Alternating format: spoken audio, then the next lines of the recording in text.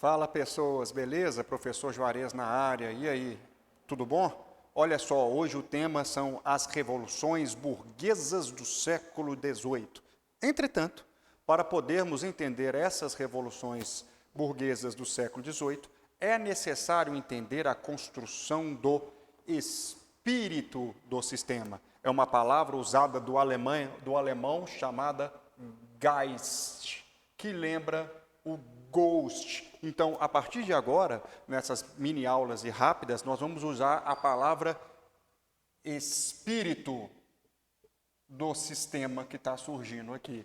E até é uma palavra usada, muito usada com os filósofos alemães, principalmente Weber, que escreveu a ética protestante e o Geist do sistema do capital, ou seja, do capitalismo. E para entender esse espírito desse sistema, é importante entender o antes das revoluções acontecerem. E o que vai formar, então, esse espírito? Por exemplo, o nosso renascimento. O renascimento vai ser uma forma de transformação da sociedade que começa a acontecer lá no século XIII, na Península Itálica, não existia a Itália ainda, onde um cara chamado Petrarca começa a estudar o humanismo. E, a partir daí, ele dá um pontapé inicial a novas filosofias e ideias que surgirão nos séculos XIII, XIV, XV, XVI, culminando no século XVII, no início das revoluções. Mas o Renascimento traz algumas palavrinhas importantes para formar desse espírito desse homem desse período. Por exemplo, o individualismo. Por favor, não confunda individualismo com egoísmo. O individualismo aqui, na prática, é a criação de um ser autônomo, ou seja, que não dependesse mais de pessoas para ditar regras ou direcionar o seu caminho.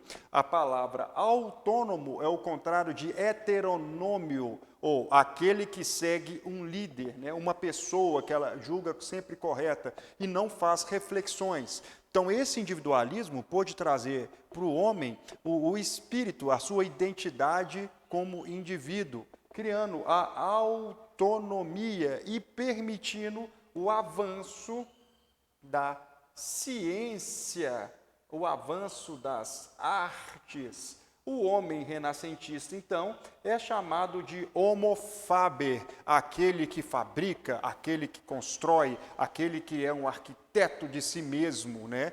Junto com o antropocentrismo, por exemplo, mas o individualismo, a autonomia, o questionamento através da ciência permitiram, então, a criação de um novo homem também dentro da teologia, surgindo o que nós chamamos de reforma protestante. A reforma protestante é a condição sine qua non da mudança, ou seja, a questão única. Sem a reforma não poderia haver as revoluções, principalmente na forma calvinista, onde um grupo específico da sociedade, a burguesia, se converteria em massa.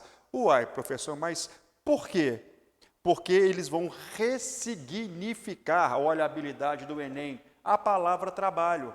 Antes, na Idade Média e Idade Moderna, trabalho vem da palavra tripalium, que quer dizer maldição.